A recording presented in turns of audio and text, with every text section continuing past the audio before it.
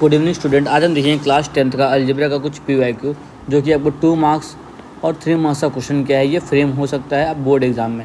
ये PYQ question है जो कि आप बात कर सकते हो कि 2017 या 18 में क्वेश्चन ये हमारे पास आया हुआ था। तो देखते हैं, सॉल्व करते हैं।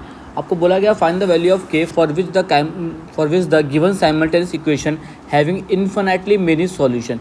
यहाँ पे आपको क्वेश्चन दिया गया है कि दो इक्वेशन है आपके पास, क्या है kx + 4y will be equal to 10। आप इसको इक्वेशन 1 फ्रेम करेंगे। आपको नेक्स्ट दिया गया 3x + 2y will be equal to 5। देखिए यहाँ पर कंडीशन क्या दिया गया है कि आपका जो सॉल्यूशन है इन्फिनिटली मेनी सॉल्यूशन है। तो हम सिंपली बात कर सकते हो कि given solution is infinitely many solution.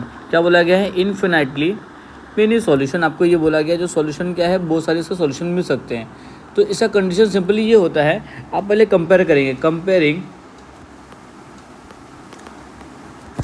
About equation 1 with a1x + b1y is equal to c1 and equation 2 with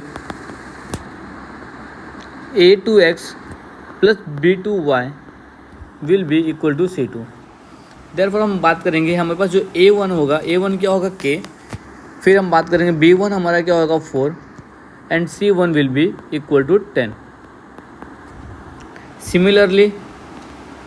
similarly हम देख सकते हैं हमारे पास जो a2 होगा वो 3, b2 होगा ये 2 होगा एंड c2 जो होगा आपके पास वो क्या होगा 5। तो कंडीशन आपका जो दिया गया है इन्फिनिटली मेनी सॉल्यूशन, मैं यहाँ पर लिख रहा हूँ infinitely many solution according to given condition,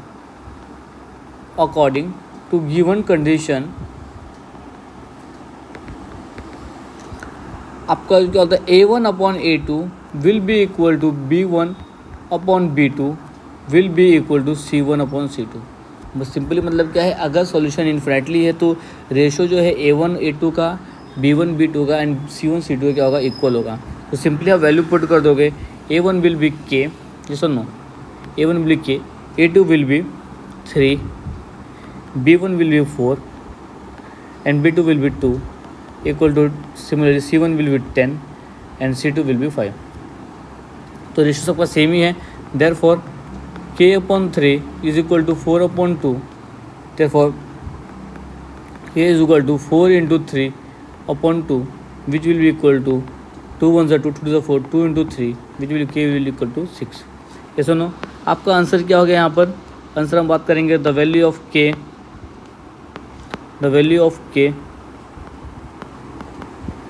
is equal to 6।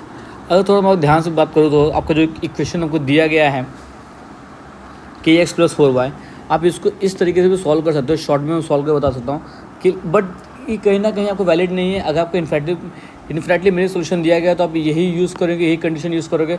But अगर बता रहा हूँ कि अगर समूल इनकेस अगर आपके पास क्या है कि एग्जाम में क्वेश्चन आ गया तो आपको इक्वेशन 1 तो अभी शॉर्ट बता रहा हूँ। इक्वेशन 1 क्या था?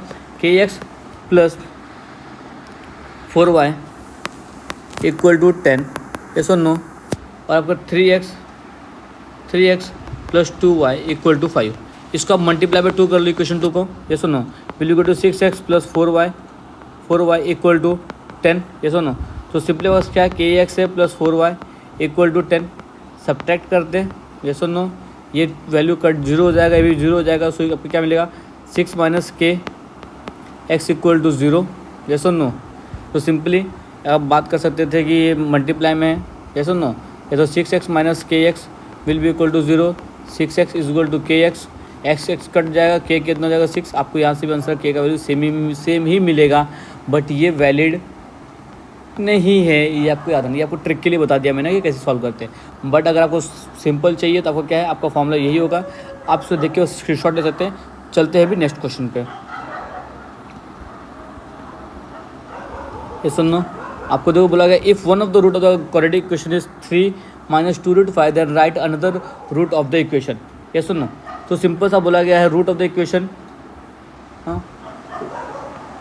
Another root of quadratic equation, yes और नो, यही क्वेश्चन दिया गया है। क्वाड्रेटिक इक्वेशन पता करना है कि उसका अनदर रूट क्या है, बराबर।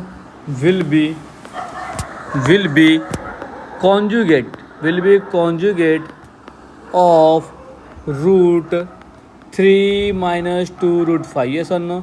तो कॉन्जुगेट मतलब क्या होता है, अपोजिट। क्या होता है, मैं आपको हिंट के लिए बता रहा हूँ, यहाँ पर क्या होता है, अपोजिट होता है। So therefore answer will be 3 + 2 root 5। यहाँ पर क्या है, माइनस है, यहाँ पर आंसर क्या रहेगा, प्लस रहेगा। आपको ये बहुत ज़्यादा ध्यान देने की बात है, ये सर नो। तो आपका आंसर क्या रहेगा, अंडर रूट = 3 + 2 रूट 5। आपका यहाँ पर आंसर हो रहा है। ये क्वेश्चन 1 मार्क्स के लिए आ सकता है, रिसेंटली कहीं पूछा नहीं गया, but one of the IMP question में से ये एक फ्रेम होता है। Okay, bye bye.